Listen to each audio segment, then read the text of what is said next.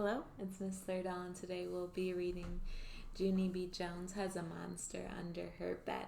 I'm not going to read you the whole story today, but I'll read you a couple of chapters, and then the next time I'll read you some more, okay? And remember, there's not a picture on every page, but the one there is a picture, I'll show it to you. Junie B. Jones has a monster under her bed.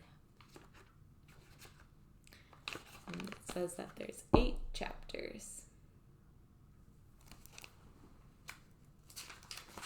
Chapter number 1, the Cheese Man. So it looks like it's picture day because she has to smile for the camera.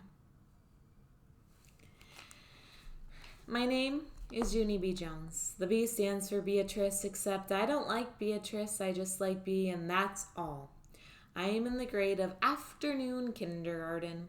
Today we got school pictures taken at that place. School pictures is when you wear your bestest dress and you go to the cafeteria and a cheese man is there. He makes you say cheese, and I don't actually know why. Then he takes pictures of you, and your mother has to buy them, or else you will get your feelings hurt. School pictures is a racket, I think. I wore my new dress with a dinosaur on the front. A dinosaur, huh? Said the cheese man. I smoothed my skirt very lovely. Yes, I said. It's a Tyrannosaurus Dottie. You mean Tyrannosaurus Rex? He said, no, I mean Tyrannosaurus Dottie, because Rex is the boy and Dottie is the girl, I explained. The cheese man stood behind the camera. Say cheese, he told me. Yeah, only guess what? I don't actually know why I have to say that word, because what's cheese got to do with it? I asked. Cheese makes you smile, said the cheese man. I shook my head. Not me. Cheese doesn't make my smile, I said, because sometimes I eat a cheese sandwich for lunch, and I don't even giggle when I swallow that thing. The cheese man did a big breath. Could you please just say it, he said. Yes, I said. I can please just say it, only don't forget to tell me when you're ready. Because one time my grandpa Frank Miller was taking my picture, and he didn't tell me when he was ready, and then one of my eyes turned out opened, and the other one turned out closed.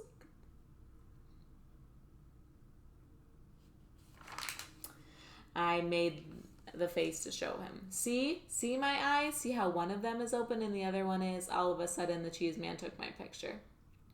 My mouth came wide open. Hey, how come you did that? How come you took my picture? Because I wasn't even ready. The cheese man kept on clicking his camera. Pretty soon he looked at the next person in line. Next, he said. I stomped my foot. Yeah, only I wasn't ready, I tell you, and so I need another turn, I said. And just then my teacher came over, and she pulled me away from there, and she sat me on a bench. Her name is Mrs. She has another name too, but I just like Mrs., and that's all. Mrs. said, settle down to me. And then me and her watched the rest of the children get their pictures taken. My bestest friend named Lucille went next, and she had a blue satin ribbon in her hair. My Nana says this ribbon brings out the blue in my eyes, she told the cheese man. She opened them real wide. See them? See their color? They have robin eggs blue with just a hint of lavender. The cheese man sucked in his cheeks. He was getting frustration in him, I think. Could you please just say cheese? He grouched. Lucille smiled real big with all her teeth. Cheese, she said very loud. Cheese. Cheese, cheese, cheesy, cheese, cheese. And she kept on singing cheese until the cheese man said, knock it off. After she was done, Lucille skipped over to me and Mrs. Did you see me? She said. Did you see how good I did cheese? That's because I'm going to be a model when I grow up, so I already know. She fluffed her fluffy hair. The camera is my friend, she said. Mrs. rolled her eyes all the way up to the ceiling. I looked up there too, but I didn't see anything. After that, it was time for the class picture. The class picture was when all of room 9 lines up in 2 rows. So that's Lucille over here, Junie B. Jones, and that's the teacher. The biggie kids stand in the back, and the shorty kids stand in the front, and I am a shorty kid, only that is nothing to be ashamed of. I stood next to Polly Allen Puffer. He looked very admiring at my dinosaur dress. Dinosaurs bite people's heads off, he said. I did a frown. Yeah, only that doesn't even scare me because there's no such thing as dinosaurs anymore, I told him. So there's still such things as monsters and they can bite your head off, said Polly Allen Puffer. A monster lives under your bed, I bet. My big brother says that everyone has a monster under their bed. He poked his finger at me. Even you, Junie B. Jones, he said. I got shivers on my arms. No, I don't. No, I do not either, Polly Allen Puffer, I said. Yes, you do too, he said. My brother is in 7th grade and he always says the monster waits till you're asleep and then he crawls up next to you and he lies down on your pillow and he practices fitting your head in his mouth. Fitting your head in his mouth. I covered up my ears. But Polly Allen Puffer talked louder. I can even prove it, he said. Didn't you ever wake up with a drool spot on your pillow? I thought very hard.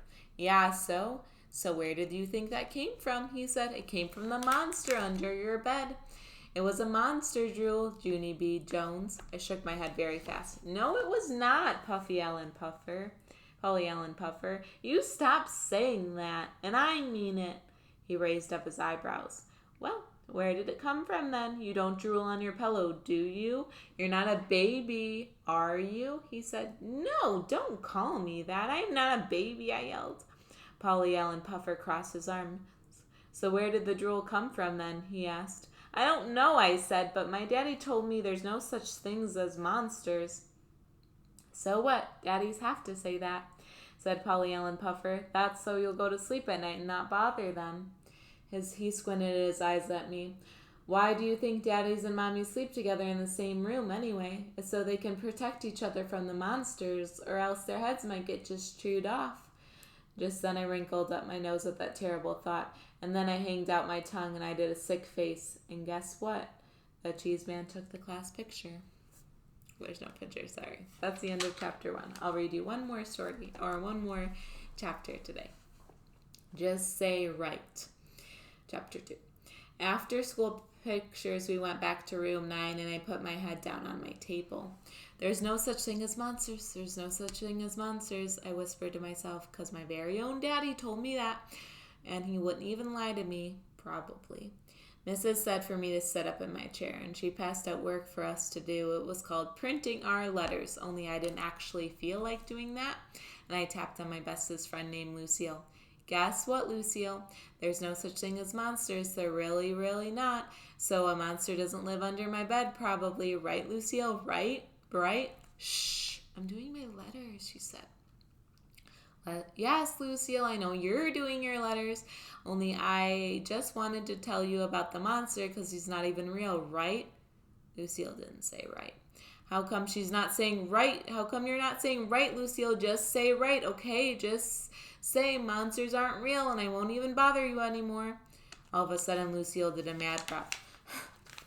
Now, look what you made me do, Junie B. You made me ruin my big G. I told you not to bother me. She grabbed her paper and run to Mrs. to fix it. I tapped my fingers on my table, and then I turned around and looked behind me, and I smiled at a boy named Crybaby William.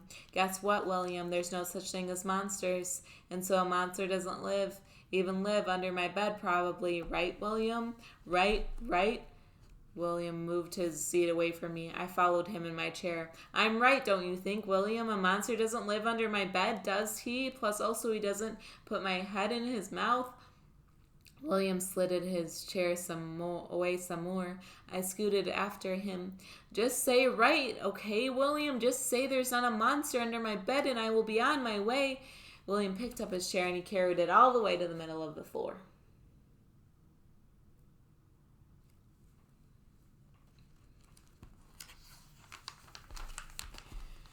That's how come I had to carry my chair to the middle of the floor, too, and I sat down and smiled very sweet. Right, William? I'm right, aren't I said.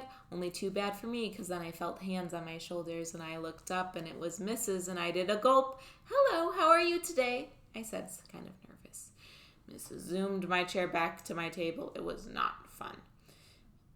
I quick picked up my pencil. Guess what? I'm going to do my work now, I said. Plus, also, I'm not even going to talk because I don't actually like anyone in this area. Mrs. tapped her foot at me. Love your shoes, I said real soft. Her foot kept tapping. Only just then a very great thing happened, and it's called the bell rang for the end of school, and I hurried up out the door, and then me and my other bestest friend named Grace run to the bus together. Grace, guess what? There's no such thing as monsters, and so I don't even have one under my bed, probably. Right, Grace? Right? That Grace didn't say right. That's how come I grabbed her by the shoulders and I jiggled her because I was fed up with these people. That's why. How come you won't say right, Grace? How come no one will say right? Because I'm getting at the end of my rope with this thing. That Grace took my hands off of her. I can't say right because a monster really might live under your bed, Junie B, she said. My eyes got big and wide at her. No, Grace, no, don't say that. Do not say a monster lives under my bed, because that cannot even be true, or else I would have spotted the guy by now. No, you wouldn't, she said. My big sister says that monsters can turn invisible when you look at them, and so that's how come no one ever sees them. That Grace looked serious at me. That makes sense, don't you think? Huh, Junie B? Right? Just then my throat got dry and my stomach got the shakies, and I looked out the window very upset. I didn't say right. And that's the end of chapter 2. So next time we'll read chapter 3. I hope you enjoyed it, and I miss you.